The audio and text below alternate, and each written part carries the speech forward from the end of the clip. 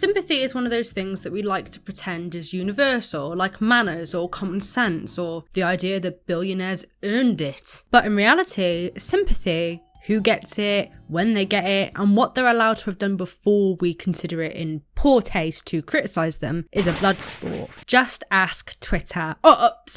X. Take the recent example of Owen Jones, a left-wing journalist and perennial punching bag for centrists. When Joe Biden was diagnosed with cancer, Jones did not, how shall we say, bring out the sympathy candles. Instead, he used the moment to critique Biden's policies and his role in upholding the US imperial project. Cue the outrage, because people accused him of being heartless, tasteless, and worst of all, rude.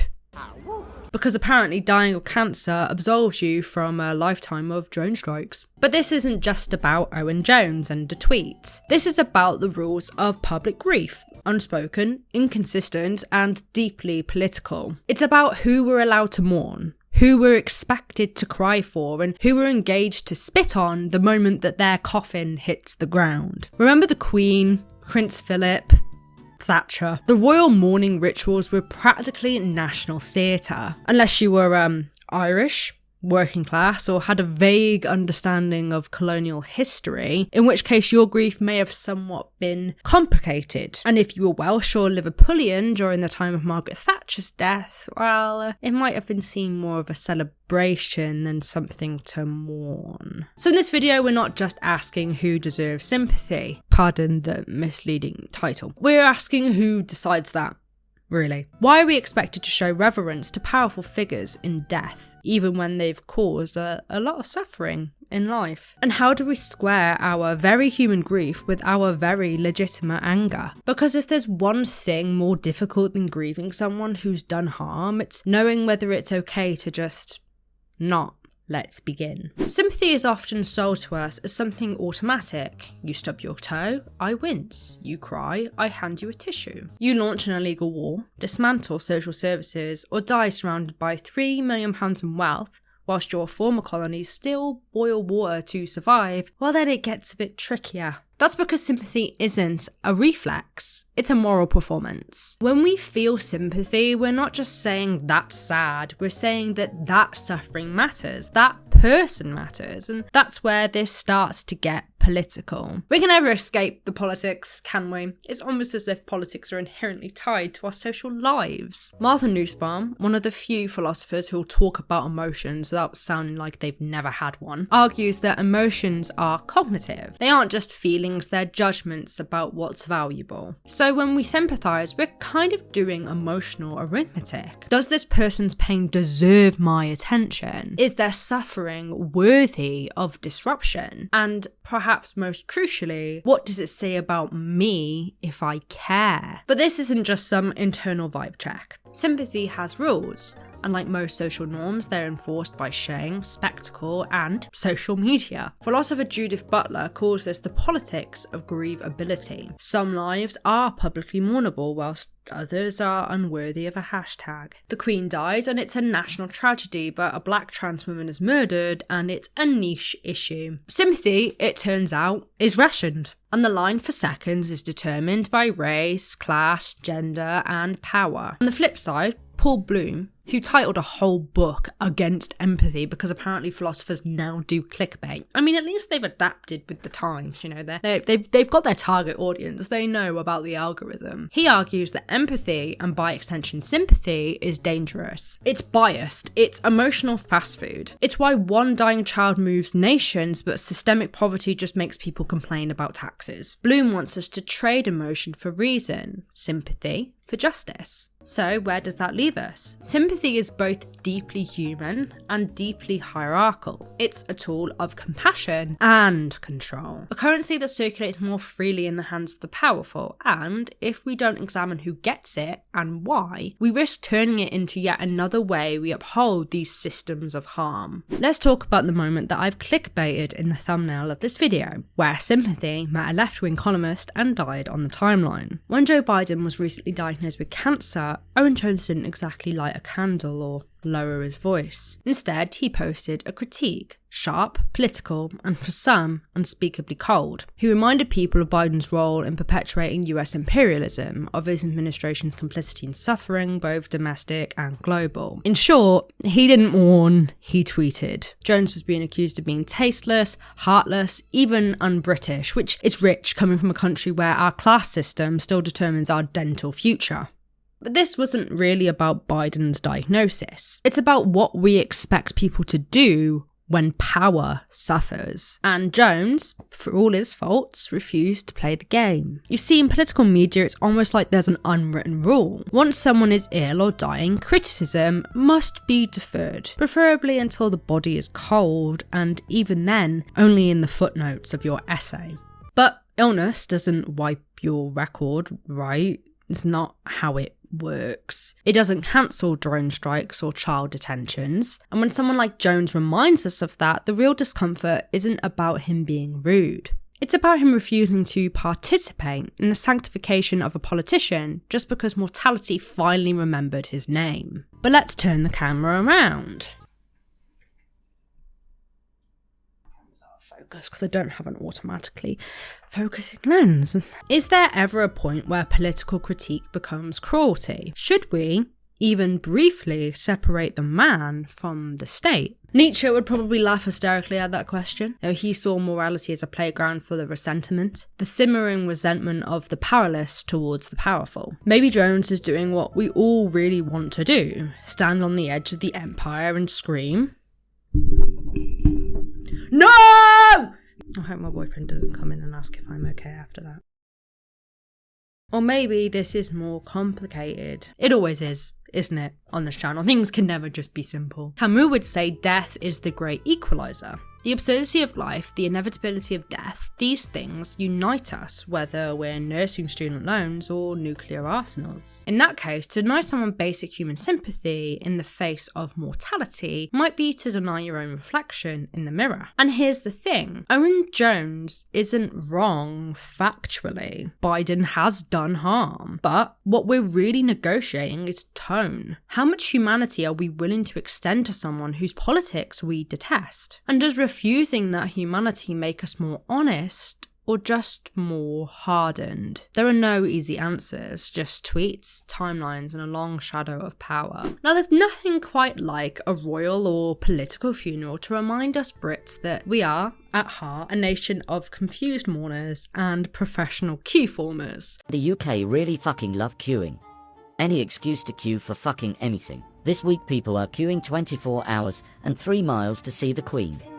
But not so long ago, it was for a bag of chips. I've gone on holiday with my grandparents many a times, and just the effort and frustration they go to enforce queuing. I worked my ass off to get where I am. And you take these shortcuts and you think suddenly you're my peer? Saying that, I also get very frustrated when someone tries to get on the bus before me after I've been at the bus stop for 10 minutes and I was the first one there, yet somehow the person at the back of the queue gets on first. I mean, what is Britain really coming to? You know, forget austerity, forget all the cuts that are happening, forget the rollbacks on, you know, trans rights, women's rights. We need to focus on the fact that the British public are really dwindling in their ability to queue. Anyway, back to the video and away from my rant. When Queen Elizabeth II died, the UK entered a full-blown national spectacle. Weeks of news anchors in black, mourners sobbing outside Buckingham Palace, and a queue to see a coffin so long it achieved mythical status. It was a display of grief that was so choreographed, so reverent, that any dissenting voice was immediately cast out as vulgar. This was a big contrast to an event that happened in 2013. A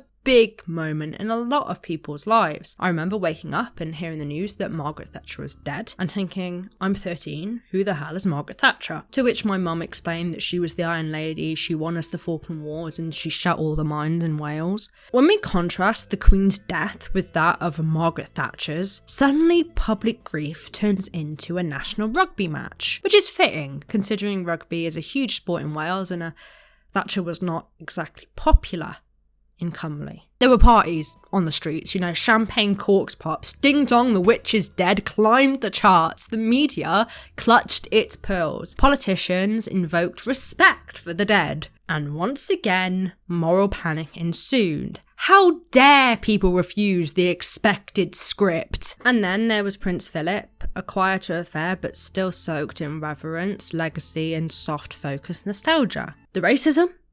The scandals? Muted. Politely. We don't speak ill of the dead, especially if they're married to someone that's literally on our currency. But here's the thing, the moral standard isn't consistent, it's ideological. We don't mourn people, we mourn symbols. The Queen wasn't just an old woman who died. She was the linchpin of British national identity, colonial nostalgia, and a certain aesthetic of polite stoicism. To put it in a less academic way, she was everyone's nan. She loved cows, so us rural Welsh folk had a common interest. And no, it wasn't sheep. How dare you speak so ill of the late Queen? And Thatcher wasn't just a Prime Minister. She was the architect of austerity, the breaker of unions, the patron saint of capital. What we're mourning or rejecting is what these figures stood for, and what we perceived them to stand for. I think a lot of the British public don't necessarily engage with Britain's colonial past. People don't necessarily engage with the issues of having a monarchy or the issues of colonialism to the same extent that some academics might, especially those that are not necessarily negatively impacted by colonialism. And some people take time or have to reckon with their separate national identity within being a British citizen to fully come to terms with some of the negative sides of the monarchy. Michael Sheen actually revoked his OBE because of the political ties between the monarchy and the Welsh sovereign, the idea of the Prince of Wales no longer being our title, and a bunch of other things. For people whose British identity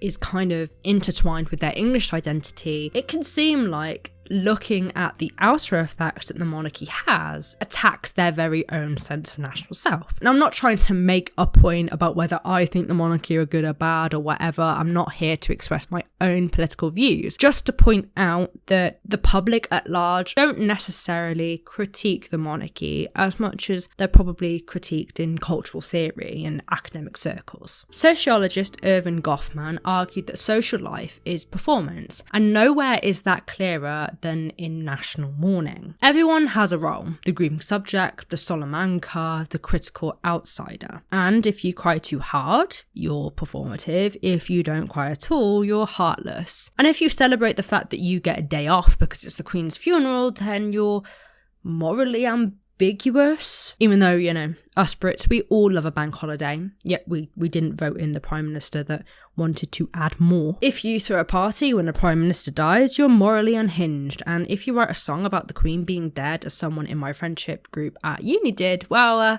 you may sever some ties, or at least some ideological ones. Meanwhile, Sarah Ahmed's concept of affective economies helps explain how grief travels. Not as a personal emotion, but as a public currency. Some deaths are invested with collective sorrow, whereas others are emotionally bankrupt. We're not asking if someone deserves grief, we're asking what grief gets us. National unity, nostalgia, or just a day off work. The state, of course, loves a good funeral. Mourning becomes a tool of soft power. It unites us under the banner of shared values, even if those values include colonial plunder or neoliberal cruelty. Mourning becomes apolitical, and in that apoliticization, it becomes propaganda. So no, it's not tasteless to refuse to mourn the Queen or Thatcher or Philip. What's tasteless is pretending that grief exists outside of power, that all deaths are considered equal, that all legacies deserve reverence. Public mourning is never just about loss, it's about control. Sympathy, we're told, is a human instinct, like blinking or hating wet socks. But when confronted with the question who deserves it, the cracks start to show.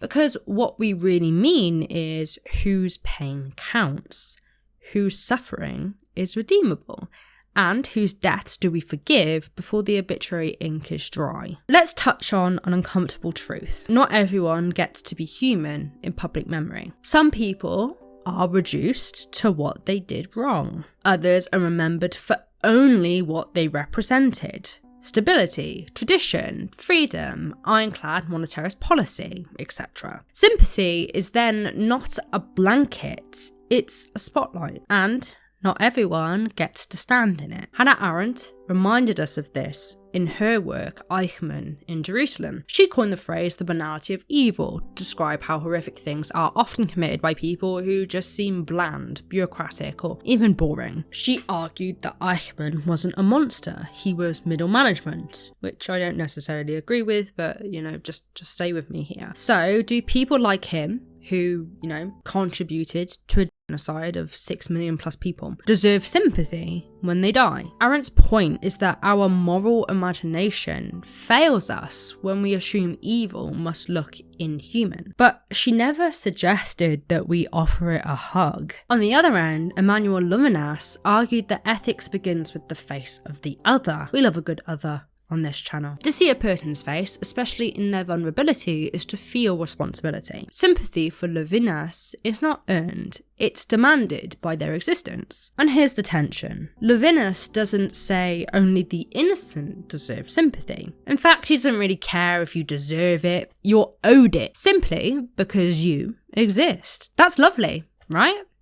Until you apply it to a war criminal. If we're being honest, some deaths go beyond mourning. If someone wept over the death of Hitler or expressed gentle sorrow for Osama bin Laden's passing, we'd call them unhinged. These are figures whose deaths don't just mark an end, they mark a relief. Mourning them would feel grotesque, even dangerous, because it implies moral equivalence with their victims. In those moments, refusing sympathy is a form of moral clarity. And yet, that's exactly the point. The second we start moralizing who's deserving of sympathy, we're playing a dangerous game. Sympathy becomes a judgment of character rather than a recognition of suffering. And more often than not, those judgments align neatly with race, class, gender, and political power. But let's not be naive. Sympathy isn't just a virtue, it's a resource. And like all resources, it often gets hoarded by the powerful and denied to the disposable. When the rich and famous die,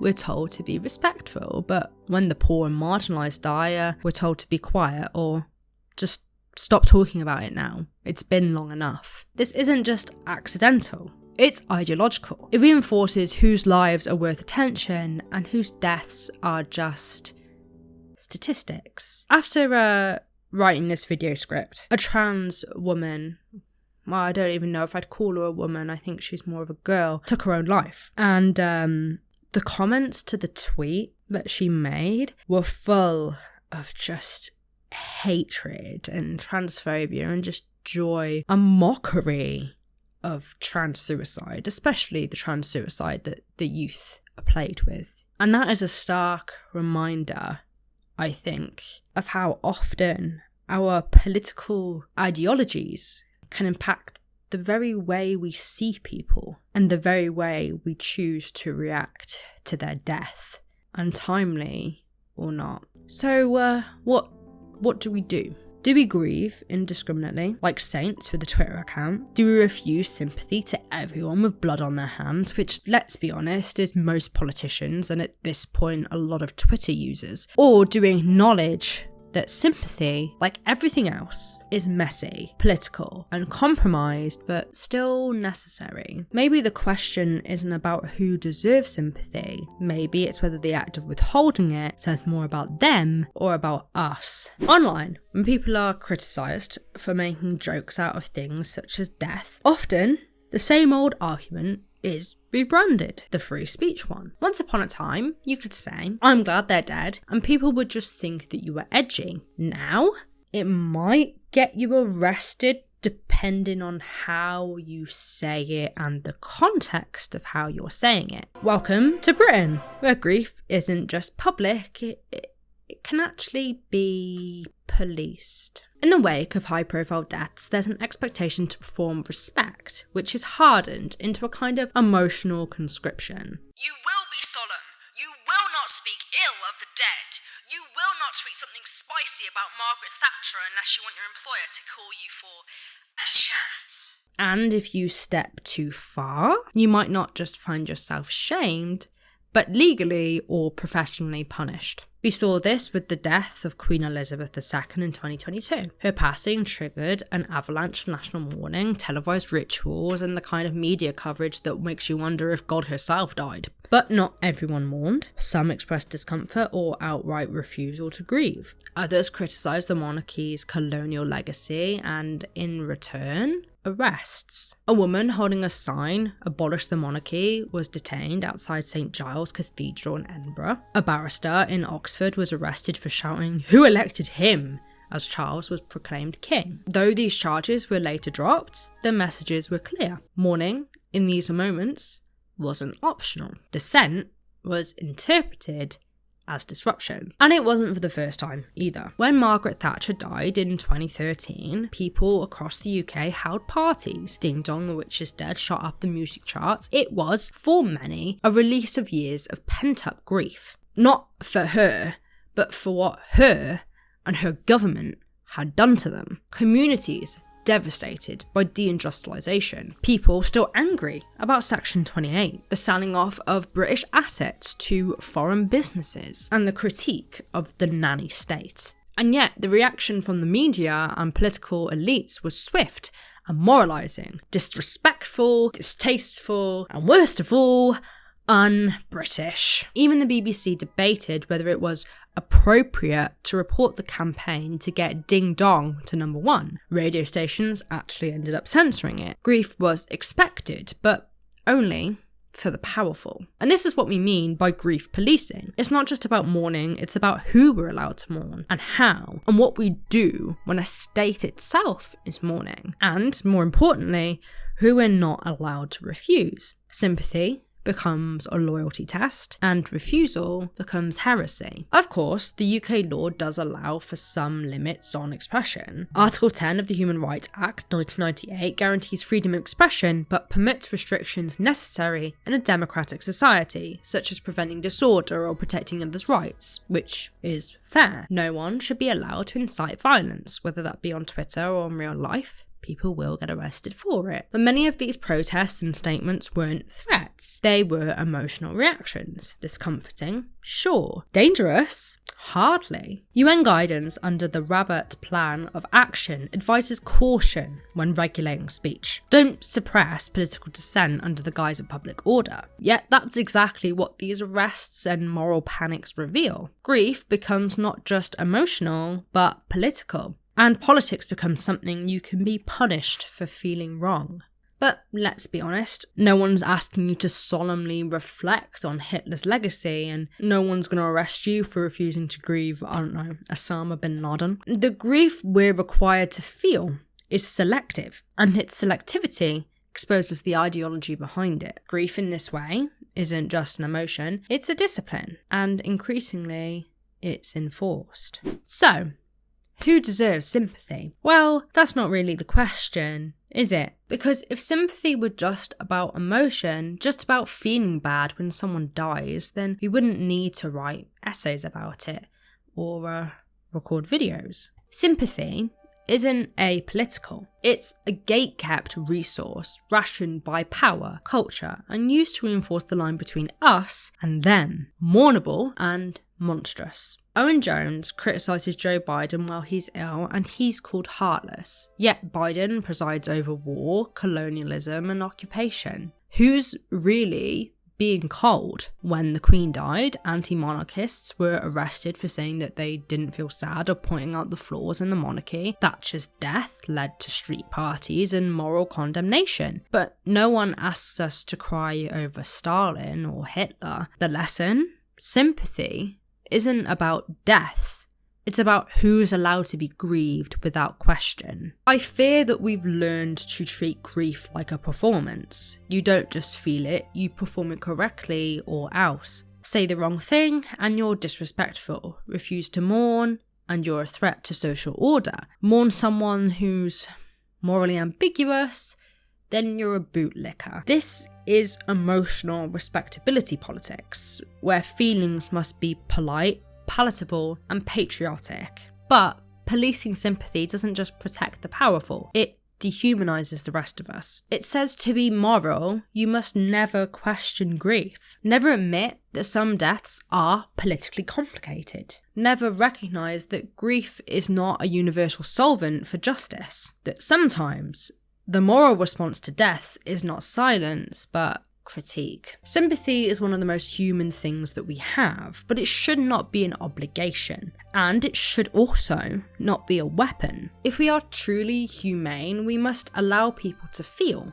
and not feel, with honesty, complexity, contradiction, and nuance. In the end, sympathy isn't just about who deserves it, it's about who's allowed to have it withheld. But what do you think? Leave your thoughts in the comments down below. Thank you for watching this video. If you did enjoy it, please give it a like and subscribe if you're new. And with that, I'll see you soon.